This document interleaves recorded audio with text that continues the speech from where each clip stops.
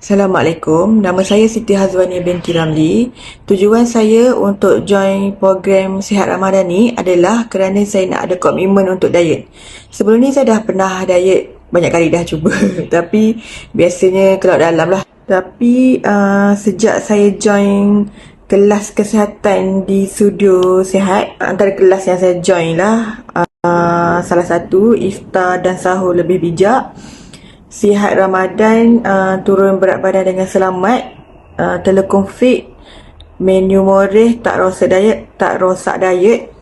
Dekat situ saya belajar macam mana kita nak makan dengan betul, buka puasa dengan lebihkan protein dan sayur serta kurangkan makanan dan minuman manis.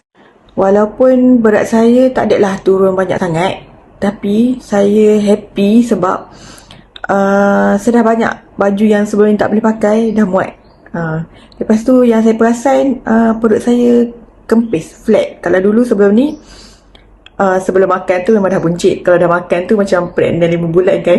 Tapi sekarang alhamdulillah, lepas makan pun steady je, flat je perut. Saya cuba juga bersenam menggunakan kettlebell. Tapi saya buat jarang lah sebab bulan puasa ni kan penat juga. Saya buat 2 kali seminggu, kadang 3 kali. Yang paling penting, badan saya dah rasa ringan.